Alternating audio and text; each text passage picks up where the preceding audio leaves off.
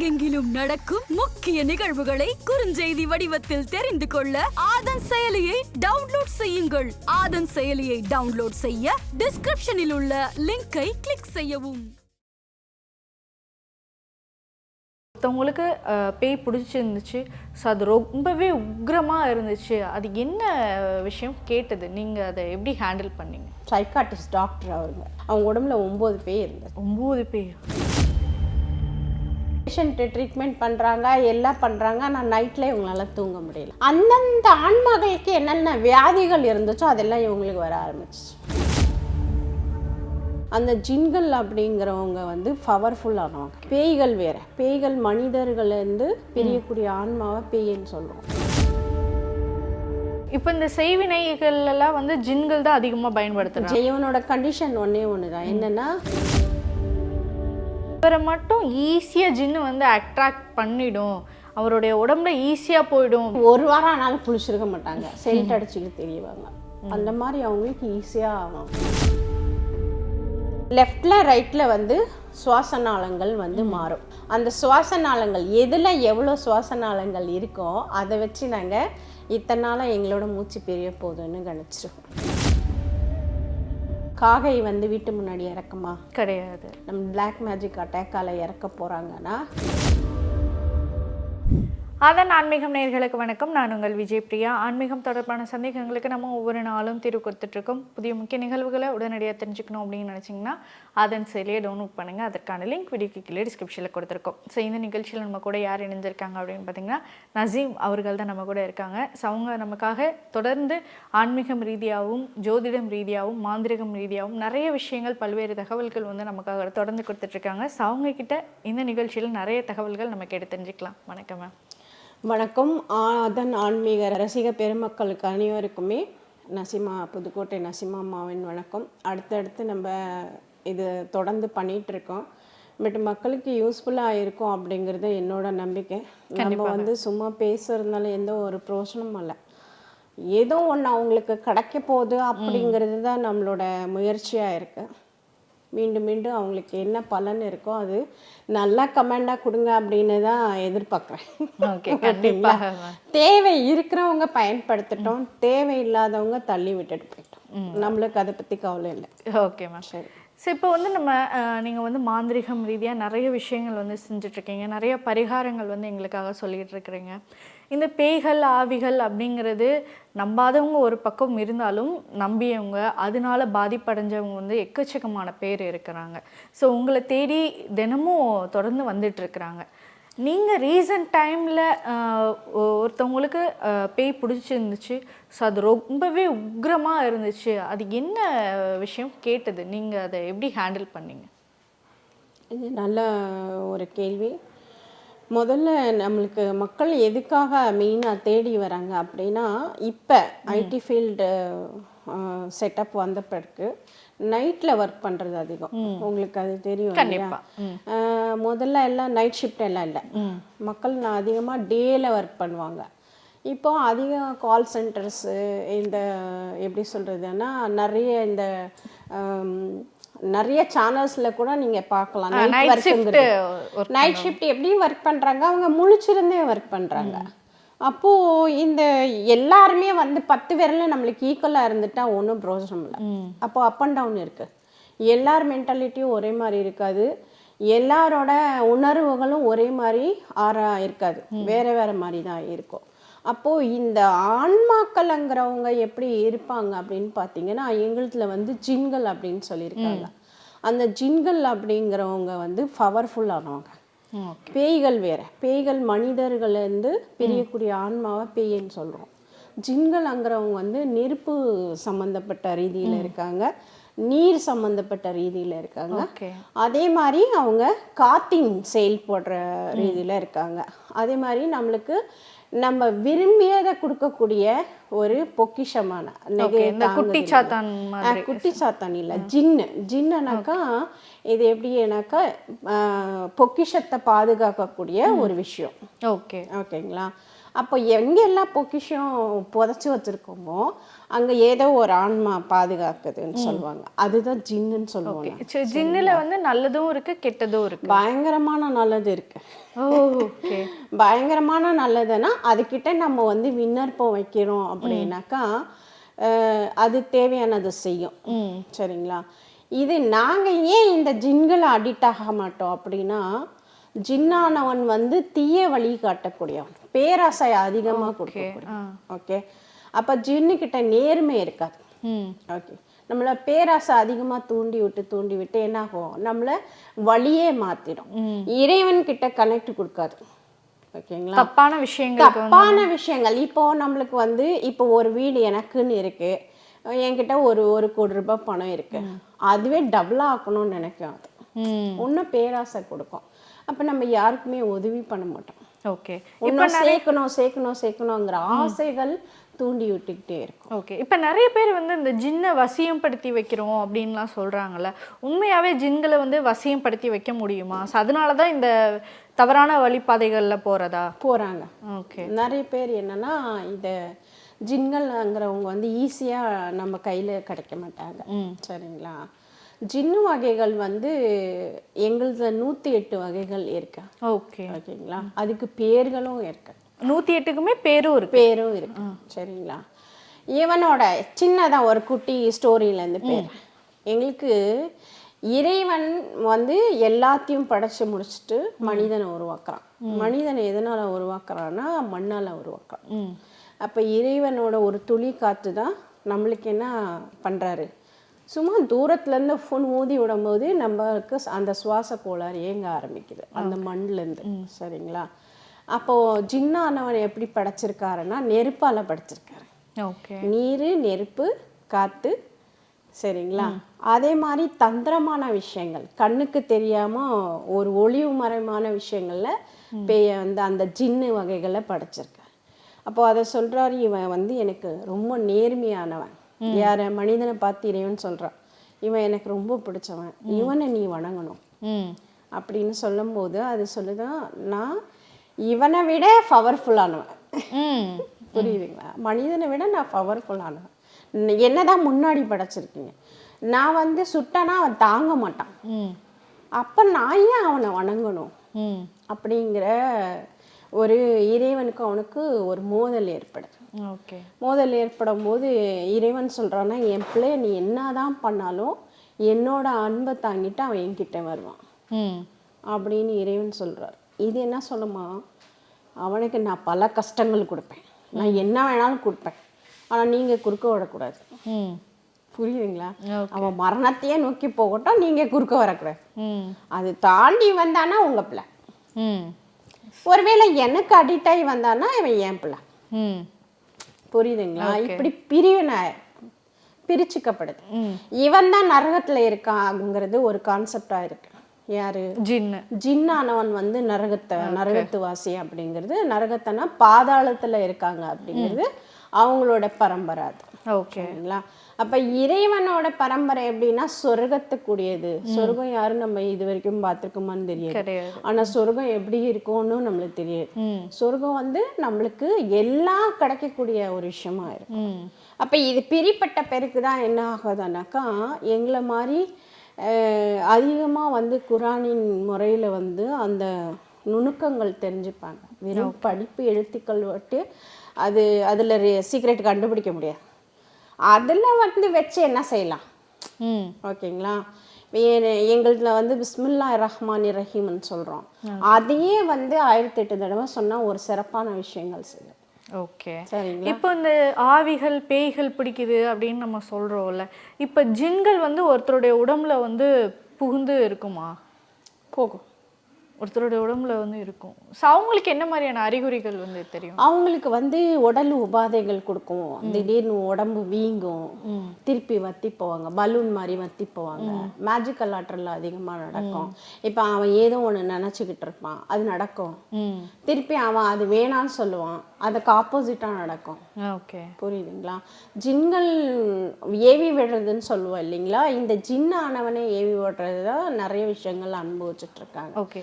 இப்போ இந்த ஜின்னுக்கு என்னெல்லாம் நம்ம வந்து அவன் காதில் சொல்கிறோமோ அதுதான் அந்த மனுஷனுக்கு செய்வான். ஓகே. இப்போ இந்த செய்வினைகள் எல்லாம் வந்து ஜின்கள் தான் அதிகமாக பயன்படுத்துறாங்க. ஜின்கள் அதிகமாக பயன்படுத்து ஏவி விடுறதுக்கு. ஓகே. இவனோட கண்டிஷன் ஒன்று தான், என்னன்னா அழுக்கா இருக்கணும். ஓகே, புரியுதுங்களா? தூய்மை பிடிக்காது. ஓகே. நாங்கள் யூரின் பாஸ் பண்ணாலும் ஹேண்ட் வாஷ் பண்ணுவோம், லெக் வாஷ் பண்ணுவோம், அதே மாதிரி யூரின் பாஸ் பண்ணுற இடத்த வாஷ் பண்ணுவோம். அந்த மாதிரி சுத்தபத்தமாக இருப்போம். சரிங்களா? 5 வேளை தொழுகைக்கும் காதுகள்லேருந்து நோஸ் வரைக்கும் எல்லாமே கழுவோம். 5 வேளையும் நாங்கள் அதை கிளியர் பண்ணுவோம். ஓகேங்களா? எப்படி இருந்தாலும் மனுஷனுக்கு அந்த அழுக்குங்கிறது ஃபார்ம் ஆகும். அப்போ நம்ம அதை கிளியர் பண்ணும்போது அதை கிளியர் பண்ணாமல் செய்கிறது அவனோட வேலை. ஓகே. அது பிடிக்கும் அவனுக்கு. ஓகே. அப்போ அவனுக்கு சட்டம் வந்து என்னன்னா, நீ இதெல்லாம் எனக்கு செய்யாமல் இருந்தேன்னா நீ என்ன கேட்குறியோ நான் தரேன். ஓகே. யார இந்த இவரை மட்டும் ஈஸியாக ஜின்னு வந்து அட்ராக்ட் பண்ணிடும், அவருடைய உடம்புல ஈஸியா போயிடும் அப்படின்னா எந்த மாதிரியா இருக்கிறது? அதுதான் சொல்றேனே, ஒருத்தனுக்கு வந்து தூங்கிக்கிட்டே இருக்கணும், குளிக்க பிடிக்காது, எங்கேயும் வெளியில எந்திரிச்சு போக பிடிக்காது, பாத்ரூம் போனாலும் அப்படியே வந்து படுப்பாங்க, ரோட்ல யூரின் பாஸ் பண்றது, புரியுதுங்களா, மிட் நைட்ல எங்கன்னா அங்க காலை கழிப்புகள் செய்யறது, எச்சி துப்புறது, புரியுதுங்களா, அதே மாதிரி ஒரு வாரம் ஆனாலும் குளிச்சிருக்க மாட்டாங்க, சென்ட் அடிச்சுக்கிட்டு தெரியவாங்க. அந்த மாதிரி அவங்களுக்கு ஈஸியா அட்டாக் ஆகும். ஓகே. அவனை அடிமைப்படுத்திப்பான். ஓகே, ஓகேவா? அந்த மாதிரி ஆள்களுக்கு பாருங்க பயங்கரமான கோவம் இருக்கும், பேட் வேர்ட்ஸ் பேசுவாங்க, மனைவிகளை துன்பம் படுத்துவாங்க. அதே மாதிரி வந்து எல்லா பழக்க வழக்கங்களும் இருக்கும், தீய பழக்கங்கள், ட்ரிங்க் அடிக்ட்லேருந்து ட்ரக் அடிக்ட் வரைக்கும் எல்லாமே இருக்கும். ஓகே.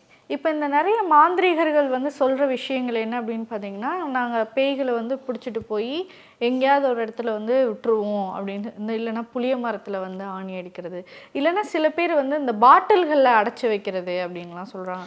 உண்மையாகவே பேய்களை வந்து இந்த மாதிரி பாட்டிலுக்குள்ளே அடைச்சி வைக்க முடியுமா? முடியாது. சரியா? நாங்கள் என்னென்னா, எங்களுக்கு முதல்ல அது கிட்ட நெருங்குறோன்னா எங்களுக்கே ஒரு உடல் பாதுகாப்பு வேணும். அந்த மந்திரங்கள் நாங்கள் சித்தி பண்ணி வச்சுருப்போம். சும்மா வந்து 108 தடவை படிச்சுட்டாலாம் சித்தியே ஆகாது. நாங்கள் தூங்கும்போது கூட எங்கள் மனசில் மந்திரங்கள் ஓடிக்கிட்டு இருக்கோம். சரிங்களா? அந்த மாதிரி இருந்தால் தான் நான் என் ஃபேமிலியை ப்ரொடெக்ட் பண்ண முடியும், என்னை நம்பி வரவங்கள ப்ரொடெக்ட் பண்ண முடியும். இது என்ன பண்ணோன்னா, புளிய மரத்தில் ஆணி அடிச்சாலாம் போகாது இது.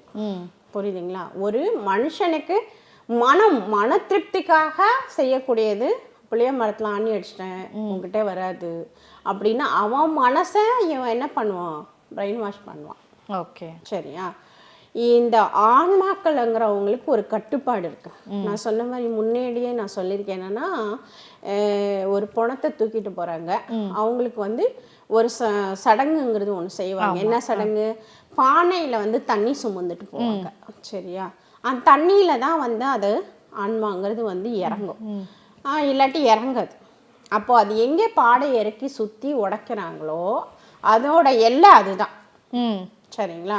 இப்போ இது எதுக்காக ஏங்கிட்டு இருக்கோம்? யாரையாச்சும் பழி வாங்கணும் அப்படிங்கிற மென்டாலிட்டி இருக்கும், அவங்கள தேடி அது அலைஞ்சிட்டு இருக்கும். ஓகே. சரிங்களா? யாரோ ஒருத்தர் இப்போ எனக்கு மருந்து கொடுத்து என்னை சாகடிச்சிட்டாங்க, இல்லை என்கிட்ட அவன் நிறைய பணம் வாங்கியிருக்கான், திடீர்னு எனக்கு ஹார்ட் அட்டாக் வந்துருச்சு, இல்லை எனக்கு தாங்க முடியல, ஏதோ ஒரு துன்பங்கள், சூசைட் பண்ணிக்கிட்டேன், நான் என்ன பண்ணுவேன்? என் புருஷனையோ இல்லை என் மாமியாரையோ இல்லை என் கூட பிறந்தவங்களோ பழி வாங்குறதுக்காக அலைஞ்சிட்டு இருப்பேன். இவங்க வந்து அவங்க உடம்புல போய் பூந்துக்கிட்டாங்கன்னா பிரிக்கிறதுங்கிற ரிஸ்க்கு. எனக்கு தெரிஞ்ச கிட்டத்தட்ட ஒரு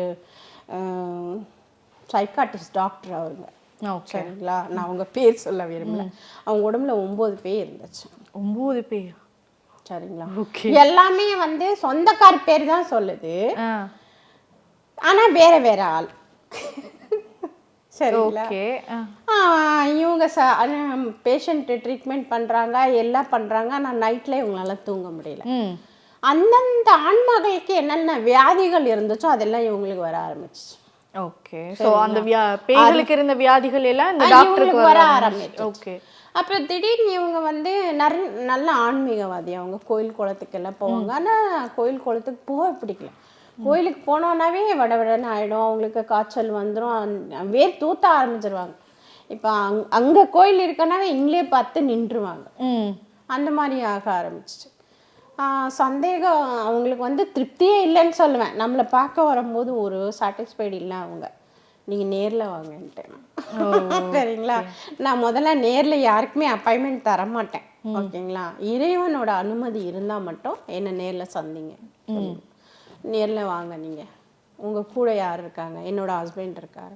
அவங்களோட ஹஸ்பண்டு அவங்க அத்தையும் எல்லாரையும் கூட்டிகிட்டு வந்தேன். அவர் சொல்கிற விஷயங்கள் பார்த்தா எல்லாமே டோட்டலாக சேஞ்சஸாக இருக்குது. ஓகே. சிக்கன் வந்து சமைப்பாங்களா அவங்க வீட்டில் 2 கிலோ சிக்கன் எடுத்து சமைப்பாங்களாம். ஆனால் அடுத்த வாட்டி போய் பார்க்கும்போது 1/4 கிலோ சிக்கன் இந்த கடையில் இருக்கும். ஓகே. ஒரு ஃபேமிலிக்கு எல்லாம் எங்கே போச்சோன்னா வித்தின் செகண்டில் சாப்பிட்ருப்பாங்களாம். ஓ, புரியுதுங்களா? அப்படி போயிட்டு வர்றதுக்குள்ளே இவங்க சாப்பிட்டு வந்திருப்பாங்களாம்.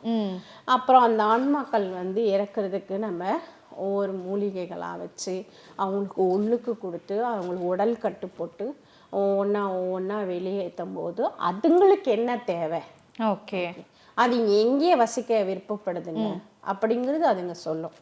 அப்போ அதுங்களுக்கு அங்கேயே வந்து இருக்கிற மாதிரி நம்ம ஒரு பாதுகாப்பு வலை மாதிரி நம்ம போடுவோம். மந்திரக்கட்டுன்னு சொல்லுவோம். ஓகே. அந்த மந்திரக்கட்டுல இருந்து அதுங்க வராதுங்க. அதுல இருந்து நம்ம அதுங்க கிட்ட வந்து வாக்கு வாங்கிப்போம். இறைவன் மேல சத்திய வாக்கு வாங்கிப்போம். வாங்கிக்கிட்டோம்னா வராதுங்க, அங்கேயே இருக்கும். ஆனா அப்படியே விட்டுருவோமானா கிடையாது. அது மோட்சத்துக்கு போற வரைக்கும் அதோட பேர் கேட்டிருப்போம், அதோட பரம்பரையோட ஹிஸ்டரி கேட்டிருப்போம். அதுங்களுக்காக நாங்க ப்ரே பண்ணோம். அது எங்களோட கடமை. இல்லைன்னா எங்களும் அடிக்கும். ஓகே, சரிங்களா? இப்போ அப்படி எடுத்து விடுதலை கொடுத்தாதான் ஒரு உடம்புல இருந்து பிரிச்சு ஏதோ ஒரு இடத்துல இருக்கும். ஓகே. இப்போ வந்து நிறைய பேர் வந்து பார்த்திங்கன்னா இந்த சித்தர்களாகட்டும் முனிவர்களாகட்டும் பெரிய ஞானிகள்லாம் வந்து பார்த்திங்கன்னா அவங்களுடைய இறப்பை வந்து அவங்களே வந்து கணிச்சிருப்பாங்க.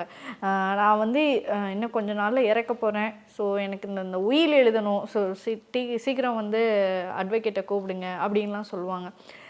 சில பேருக்கு மட்டும் அவங்களுடைய இறப்பு வந்து கண்ணுக்கு தெரியறதுக்கு காரணம் என்ன? அவங்க அதுக்கு ஈஸியாக எடுத்துப்பாங்க, பயப்பட மாட்டாங்க. புரியுதுங்களா? அவங்களுக்கு ஏதாவது ஒரு இன்டிமேஷன் வரும். இல்லை, நான் சொல்கிறேன் கேளுங்க. இப்போ எனக்கு பேராசை இருக்கும். என்ன பேராசை இருக்கும்? நான் இன்னும் வாழணும். ஐயோ, நான் விட்டுட்டு போகிறேனே, இவ்வளோ சம்பாரிச்சு வச்சுருக்கேனே, வீடு வாசல் சொத்து சுகம் எல்லாம் இருக்கேன், நான் விட்டுட்டு போகிறேனேங்கிற பயம் இருக்கும், பேராசை இருக்கும். அதனால அவங்க வந்து அவங்களோட பிரிதல் வந்து உணர மாட்டாங்க. அதே மாதிரி நம்ம என்ன சொல்லுவோம்னா, ஒரு இறைவன் கனெக்டிவிட்டி, பஞ்சபூதங்களோட கனெக்டிவிட்டி இருக்கிறவனுக்கு அவனோட மரண செய்தி வந்து அவனுக்கு தெரிஞ்சிடும். ஓகே, அவன் ஃப்ரீயாக வந்து அதை ஏற்றுப்பான்.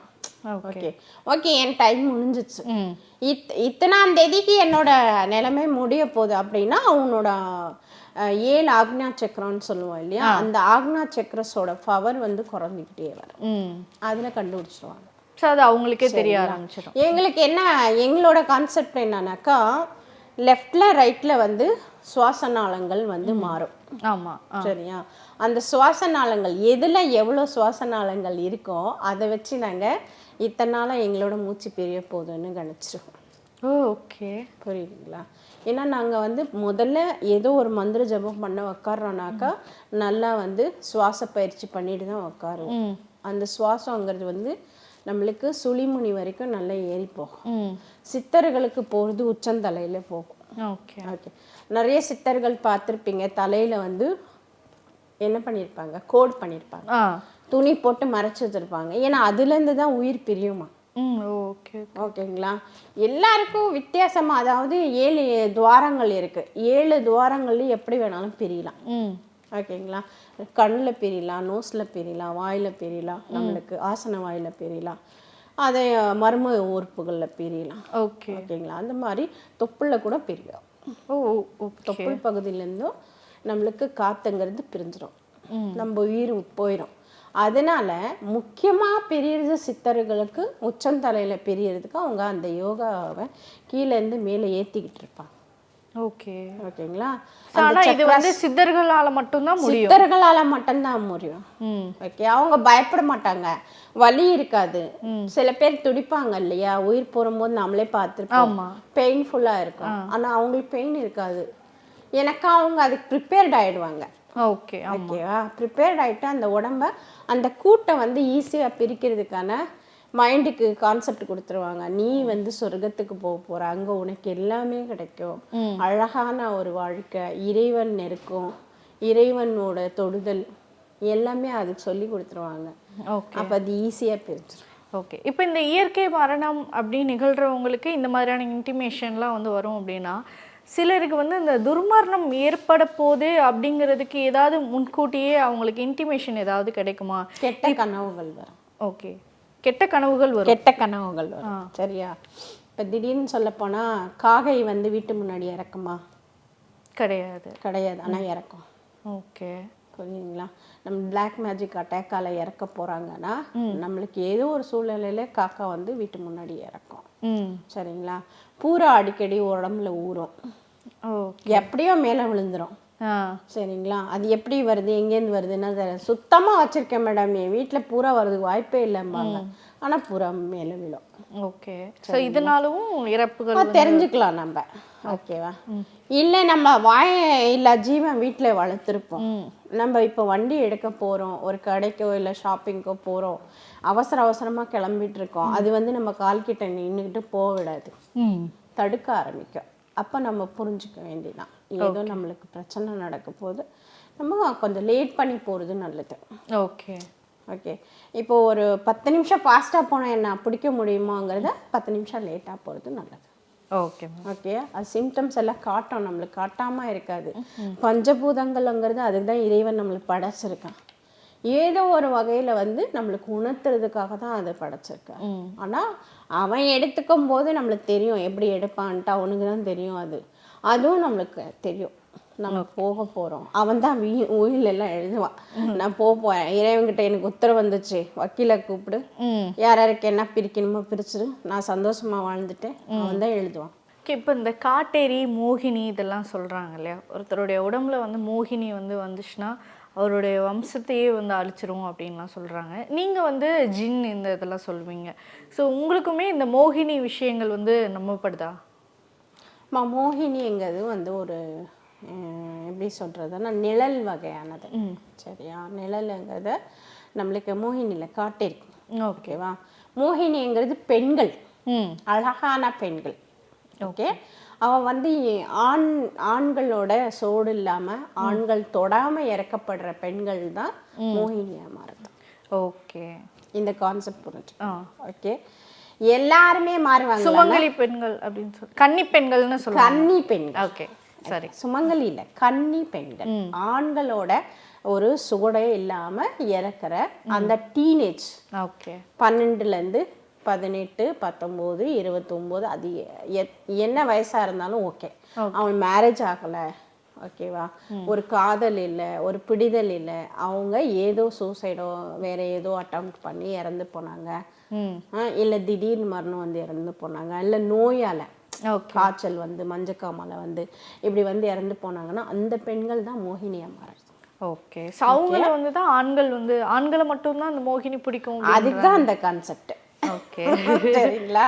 இப்படி இருக்கிறவங்களுக்கு அவங்களுக்கு ஏகப்பட்ட கனவுகள் இருக்கும்ல, நானும் கல்யாணம் பண்ணியிருக்கணும், நல்ல குழந்தை குட்டி பெற்றிருக்கணும், நல்லபடியா வாழ்க்கை, அந்த கனவுகளோட இருக்கிற அந்த கன்னி பெண்கள் தான் மோகினிகள். சரிங்களா? அவங்க அதிகபட்சமா வந்து ஆண்களை தான் பிடிப்பாங்க, பெண்களை பிடிப்பாங்க. இந்த இரத்த காட்டேரின்னு கேட்டீங்க. இரத்த காட்டேரிங்கிறவங்க வந்து தெய்வங்களுக்கு சம்பந்தப்பட்டவங்க. ஓகே. சரிங்களா? அப்போ வந்து அவங்க கடவுளுக்கு நிகரானவங்க. அவங்கள தவறுதலான ஒரு கான்செப்டை கொண்டுட்டு வந்து இரத்த காட்டேரி அப்படிங்கிற ஒரு பேர் கொடுத்து வச்சிருக்காங்க. இப்போ நம்ம நரகாசுரனை வந்து சரியா, அவனோட கேரக்டர் வைஸ் மாறலைன்னா அவனும் நல்லவன் தானே. சரியா? அவன் பெண்களில் வந்து தவறான ஒரு சித்திரவதைக்கப்பட்டு ரிஷி முனிவர்களை கொடுமை பண்ணதுனால அவன் என்ன பண்ணாங்க, தெய்வங்களே வந்து கொல்ற மாதிரி ஆயிடுச்சு. அந்த மாதிரி தான் இந்த அம்மா. ஓகே. ஓகே. ரத்த காட்டேரிங்கிறவங்களுக்கு பிடிச்சமான உணவு வந்து ரத்தம் தான், உதிரம் தான். சரியா? உதிரத்துலேருந்து பிறந்தவங்க தான் இந்த அம்மா. ஓகேங்களா? உதிரத்துலன்னா போர்ல வந்து உதிரத்துல உருவானவங்க இவங்க. காட்டேரிங்கிற ஒரு தெய்வம் தான். சில மக்கள் வந்து இந்த அம்மா வழிபாடு பண்றாங்க. காட்டுவாசி மக்கள் நான் பார்த்துருக்கேன். நம்ம மூலிகைகள் எடுக்க போகும்போது இவங்களை வழிபாடு பண்ணிட்டு இவருக்கு ஒவ்வொரு பலி கொடுத்துட்டு தான் நம்மளை கூட்டி போவோம் காட்டுக்குள்ள. ஓகே, சரிங்களா? ஏன்னாக்கா அம்மா இருக்காங்க, காட்டேரி அம்மா இருக்காங்க அப்படின்னு. அவங்களோட dress black and black. Okay okay ஓகேங்களா? அதனால ரத்த காட்டேரி அப்படிங்கிறது ஒரு கான்செப்டாகவே வச்சுருக்காங்க. அதே மாதிரி மாந்திரிகத்தில் இந்தம்மா மாந்திரிகத்துக்கு வருவா. ரத்த காட்டேரி மாந்திரிகத்துக்கு, ரத்த காட்டேரியை மாந்திரிகத்துக்கு பயன்படுத்துவாங்க. எதுக்கு? அழிக்கிறதுக்கு. ஓகே, அழிக்கிறதுக்கு யாருமே அதிகமாக யூஸ் பண்ண மாட்டாங்க. ஏன்னா இவன் அழிக்க ஆரம்பிக்கிறானோ ஒரு பங்கு அவனுக்குன்னா 3 பங்கு எங்களுக்கு. ஓகே, சரியா? அதனால நிறைய பேர் அந்த கான்செப்ட் போக மாட்டாங்க. அதே மாதிரி வந்து பகலாமுக்கி, தூபக்கண்ணி, சரிங்களா? அதே மாதிரி வைஷ்ணவி மாதா, இவங்க எல்லாமே வந்து மாந்திரிகத்துக்கு சிறப்பான வருவாங்க. Okay ma'am. ஸோ நிறைய விஷயங்கள் பேசணும் இந்த ஒரு நேர்காணலில். ஸோ நிறைய தெளிவான பதில்கள் கொடுத்துருந்தீங்க. ஸோ மோகினி பற்றியும் ரத்த காட்டேரியும் பற்றியும் இன்னும் தெரிஞ்சுக்கணும் அப்படின்னு ஆசையாக இருக்குது. ஸோ அதற்கு ஒரு பிரத்யேகமான ஒரு நேர்காணல் கூடிய விரைவில் நம்ம வந்து கொடுக்கலாம். கண்டிப்பாக மேம். ஸோ இந்த ஒரு நேர்காணல் எங்களுக்காக கொடுத்ததற்கு மிக்க நன்றி மேம். நன்றி. நன்றி.